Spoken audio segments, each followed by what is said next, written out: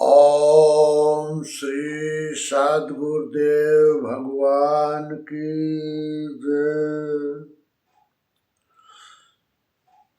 पीछे वाले प्रश्न में महर्षि पतंजलि कहते हैं कि उन विक्षेपों तथा उपविक्षेपों को दूर करने के लिए नाम या रूप में से किसी भी एक स्थान पर बारंबार चित्त को समेटकर स्थिर करने का यत्न करना चाहिए तथा सुखी व्यक्तियों के प्रति मैत्री भाव रखना चाहिए।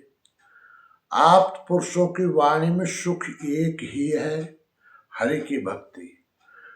परमात्मा जो पतन की ओर उन्मुख है, ऐसे लोगों का संसर्ग होने पर उनके गुण दोषों से तटस्थ रहना चाहिए। आप उनसे कुछ ग्रहण न करें, श्वास को बाहर निकालें, जितना संभव हो उसे बाहर रोकें, बार बार श्वास बाहर निकालें और रोकें। 4-6 बार भी ऐसा करने से दूषित वायुमंडल बाहर हो जाता है। चिंतन में बैठने पर मन शीघ्र एकाग्र होता है। हमारा विषय है योग, चित्तवृत्तियों का निरोध, अंतरायों से मुक्ति, ईश्वर प्रणिधान, नाम रूप का सतत चिंतन। इन विषयों में लव लग जाए, चिंतन का स्तर उन्नत हो जाने पर ईश्वरीय सहयोग मिलने लगता है। उस ज्योति स्वरूप दृष्टा का दर्शन होने पर भी मन की तरंगें शांत हो जाती हैं। साधक का उत्साह बढ़ जाता है। ये दर्शन विघ्नों का शमन कर मन को स्थिर करने में सहायक होता है। राग मुक्त महापुरुषों की जीवनचर्या को अंतःकरण में धारण करने तथा ऐसे आप्त पुरुषों की स्थिति, उनकी रहनी, उनकी प्राप्ति का स्मरण, चिंतन मनन करने से, उसके अनुरूप अपने को ढालने से भी चित्त स्थिर होने लगता है। निद्रा काल में जो दृश्य मिलता है भगवान अर्थात सद्गुरु से मिलता है। उसका अनुसरण करने वाला चित्त स्थिरता की ओर अग्रसर हो जाता है। वातावरण को साधना के अनुरूप ढाल लेना, आशय को बदलकर साधन के अनुकूल ढाल लेना यथाभिमत ध्यान है। इस प्रकार ध्यान करते करते योगी का मन परमाणु से लेकर परम महत्व के विषय पर एकाग्रता का अधिकार प्राप्त कर लेता है। उस समय अत्यंत सूक्ष्म परमाणु से लेकर बड़ी से बड़ी जिस किसी वस्तु में एक बार सूरत स्थिर हो गई, चित्त वहां स्थिर रहेगा। यह योगी के जीते हुए चित्त की विशेषता है। अब प्रश्न है कि समाधियां क्या हैं? उत्तर, अत्यंत सूक्ष्म परमाणु से लेकर बड़ी से बड़ी जिस किसी वस्तु में एक बार सूरत स्थिर हो गई, चित्त वहां स्थिर रहे और हमें शरीर का भी भान न रहे, यह योगी के जीते हुए चित्त की विशेषता है। यही समाधि है। इस समाधि के कई स्तर हैं, जिन्हें बाह्यमुखी और अंतर्मुखी, संप्रज्ञात, असंप्रज्ञात, सवितर्क, निर्वितर्क, सविचार, निर्विचार, सबीज और निर्बीज समाधि भी कहते हैं। इस पर महर्षि समाधिपाद के सूत्र 41 में कहते हैं, क्षीण वीर्तेर्भिजातस्य एव मणेर्ग्रहीत ग्रहण ग्राहेषु ततस्तथा समापत्ति। योग दर्शन 1/41। जिसकी क्लिष्ट अक्लिष्ट समस्त वृत्तियां क्षीण हो गई हैं, उसका चित्त ग्रहिता अर्थात साधक पुरुष, ग्रहण अर्थात अंतःकरण की दृष्टि यानी सूरत, और ग्राह्य ईश्वर एवं उसका नाम इत्यादि में उसी प्रकार तदाकार अर्थात तद्रूप हो जाता है, जैसे उत्तम जाति की विशुद्ध स्फटिक मणि जिस वस्तु के समक्ष होती है वैसा ही रंग धारण कर लेती है। ग्रह्यता, ग्रहण और ग्राह्य का बोध संप्रज्ञात समाधि है, जिसमें साधक को अपना एवं अपनी स्थिति का भान रहता है कि मैं कहाँ हूँ, कैसा हूँ। अब समाधि के अगले चरण पर महर्षि योग दर्शन के समाधि पाद के सूत्र 42 में प्रकाश डालते हैं।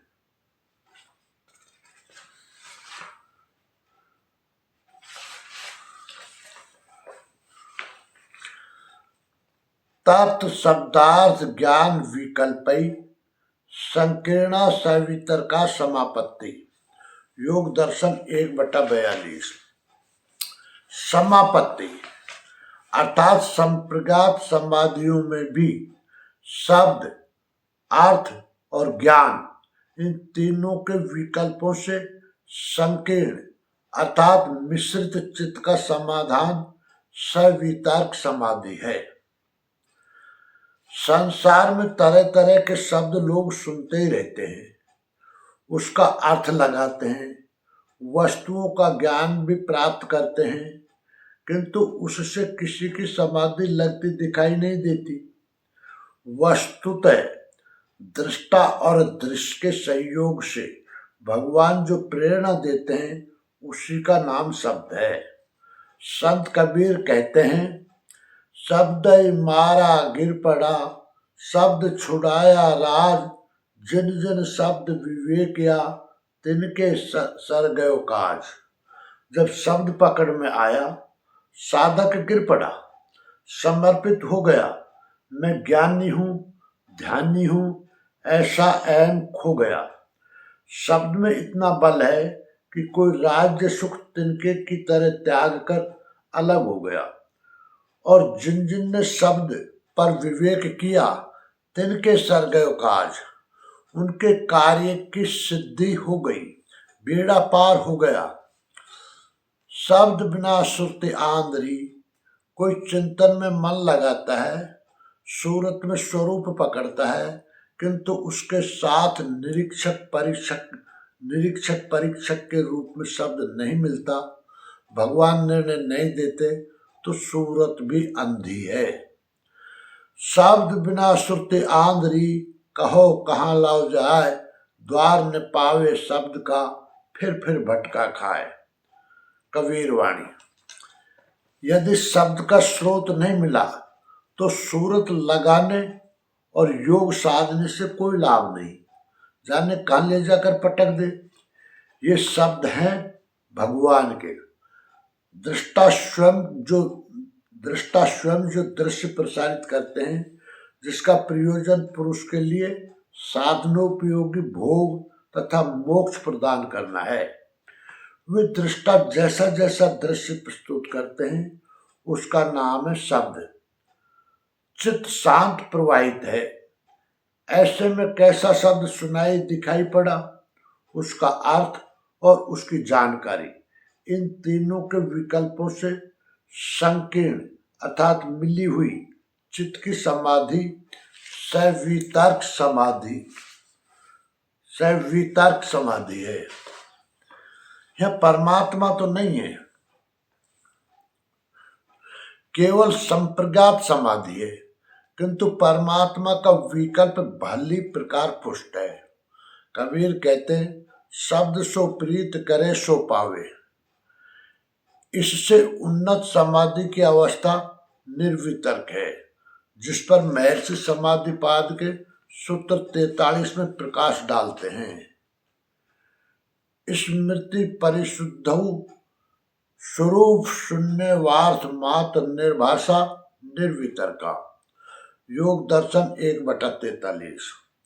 जब चित्त का निज स्वरूप शून्य हो जाता है, केवल लक्ष्य मात्र का ही आभास रह जाता है, उस समय स्मृति परिशुद्ध हो, स्मृति भली प्रकार शुद्ध हो जाती है, तब वह निर्वितर्क समाधि है।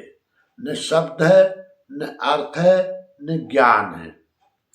चित्त का स्वरूप ही शून्य हो गया। कौन शब्द सुने तथा कौन ज्ञान रखे, लक्ष्य का आभास मात्र है। उस समय स्मृति विशेष रूप से शुद्ध है। यह निर्वितर्क समाधि है, अवस्था है। यह निर्वितर्क समाधि की अवस्था है, क्योंकि स्मृति और संस्कार का एक ही स्वरूप होता है। अब स्मृति पटल पर कोई संस्कार अंकुरित नहीं होगा। कैवल्यपाद के 9वें सूत्र में महर्षि बताते हैं कि जाति अर्थात जन्म परिवर्तन, देश और काल के लंबे अंतराल से भी संस्कारों में परिवर्तन या विराम नहीं होता। वे ठीक समय पर प्रकट होते हैं, किंतु यहाँ वे संस्कार निर्मूल हो गए। फिर भी संस्कारों का बीज अभी है बना, फिर भी संस्कारों का बीज अभी बना हुआ है, क्योंकि चित्त अभी जीवित है। इससे उन्नत अवस्था पर महर्षि समाधिपाद के सूत्र 44 में प्रकाश डालते हैं। एते सविचारा निर्विचारा च सूक्ष्म विषया व्याख्याता, योग दर्शन 1/44।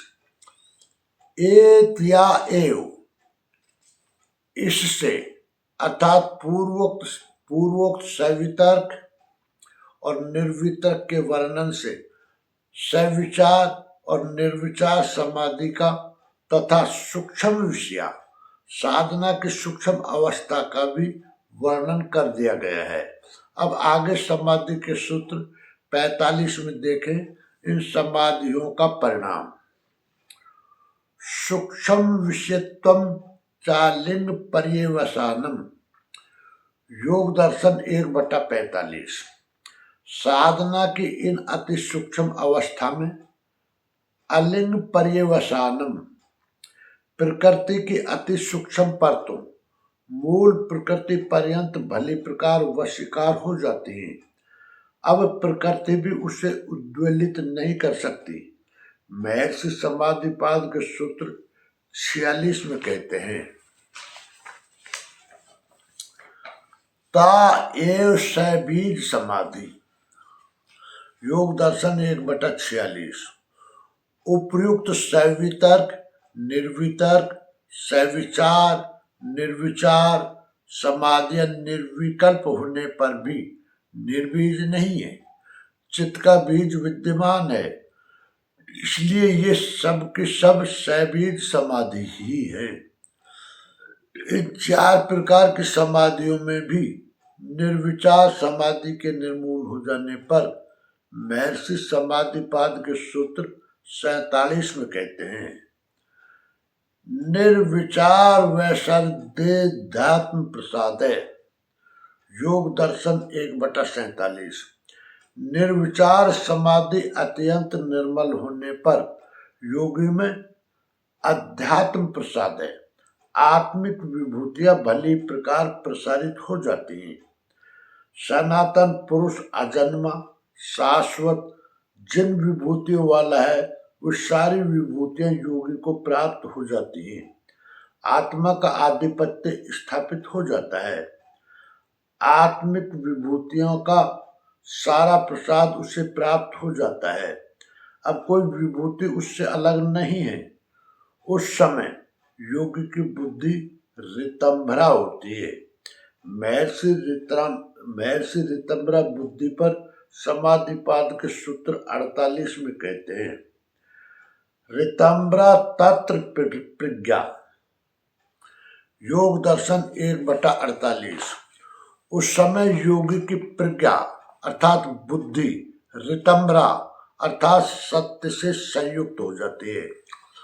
अब वो परम तत्व परमात्मा को धारण करने की क्षमता अब वह परम तत्व परमात्मा को धारण करने की क्षमता वाली हो जाती है।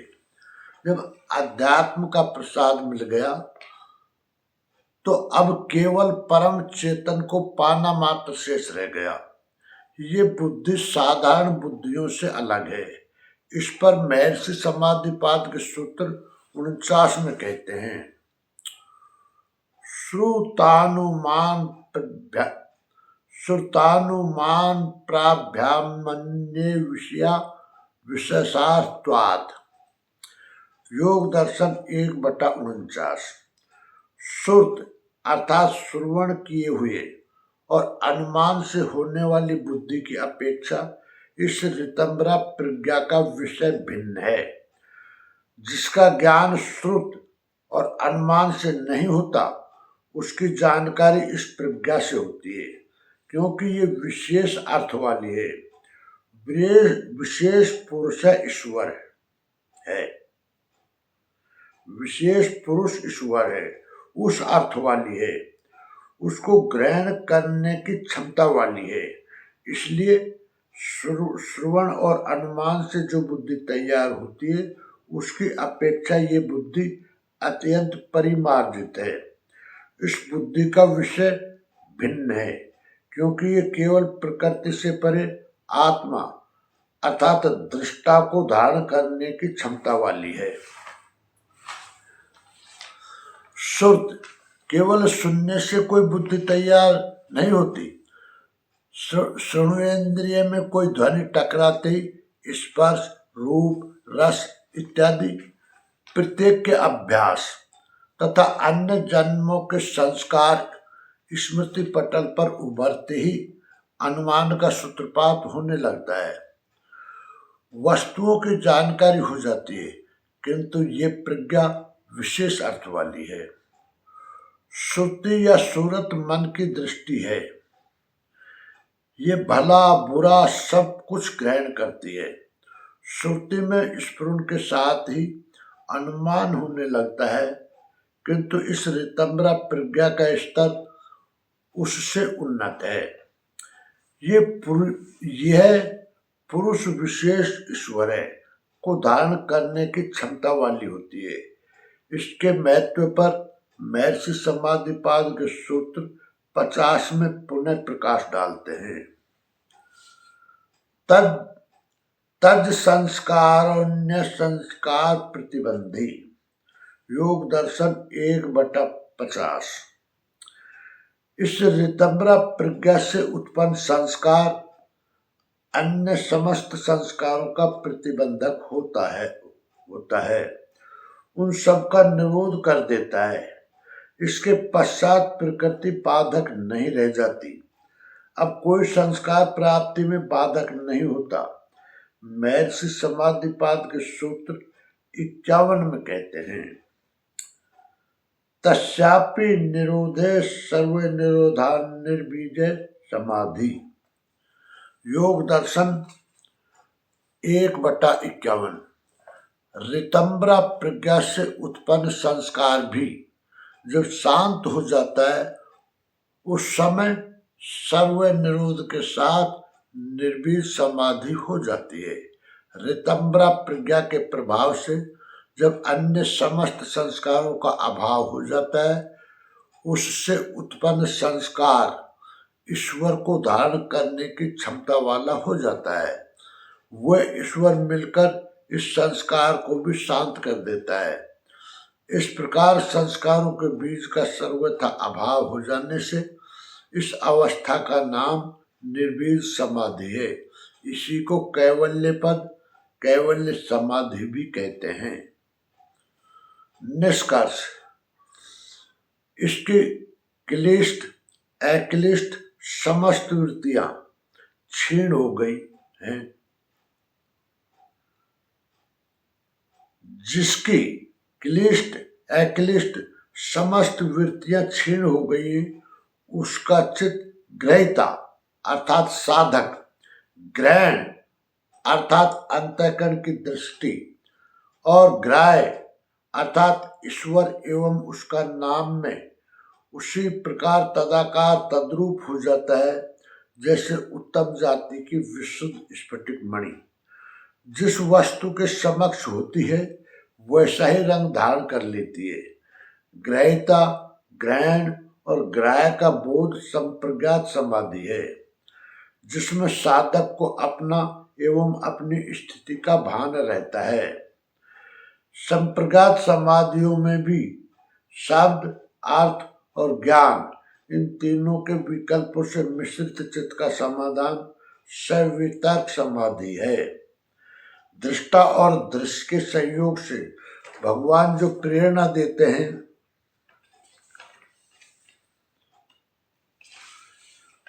उसी का नाम शब्द है। जब चित्त का निज स्वरूप शून्य हो जाता है, केवल लक्ष्य मात्र का ही आभास रह जाता है, तब वह निर्वितर्क समाधि है। अब स्मृति पटल पर कोई संस्कार अंकुरित नहीं होगा, फिर भी संस्कारों का बीज अभी बना हुआ है, क्योंकि चित्त अभी जीवित है। इससे सवितर्क और निर्विचार समाधि का इससे सविचार और निर्विचार समाधि का तथा साधना की सूक्ष्म अवस्था का भी वर्णन कर दिया गया है। सवितर्क, निर्वितर्क, सविचार, निर्विचार समाधियां निर्विकल्प होने पर भी निर्बीज नहीं है, चित्त का बीज विद्यमान है। इन चार प्रकार की समाधियों में भी निर्विचार समाधि के निर्मल हो जाने पर योगी में आत्मिक विभूतियां भली प्रकार प्रसारित हो जाती है। अब कोई विभूति उससे अलग नहीं है। उस समय योगी की प्रज्ञा अर्थात बुद्धि ऋतंभरा अर्थात सत से संयुक्त हो जाती है। अब वो परम तत्व परमात्मा को धारण करने की क्षमता वाली हो जाती है। इस ऋतंभरा प्रज्ञा से उत्पन्न संस्कार अन्य समस्त संस्कारों का प्रतिबंधक हो जाता है, उन सब का निरोध कर देता है। इसके पश्चात प्रकृति बाधक नहीं रह जाती। ऋतंभरा प्रज्ञा से उत्पन्न संस्कार भी जब शांत हो जाता है, उस समय सर्व निरोध के साथ निर्बीज समाधि हो जाती है। ऋतंभरा प्रज्ञा के प्रभाव से उससे उत्पन्न संस्कार ईश्वर को धारण करने की क्षमता वाला हो जाता है। वह ईश्वर मिलकर इस संस्कार को भी शांत कर देता है। इस प्रकार संस्कारों के बीज का सर्वथा अभाव हो जाने से इस अवस्था का नाम निर्बीज समाधि है। इसी को कैवल्य पद, कैवल्य समाधि भी कहते हैं। प्रसंग पूरा हुआ।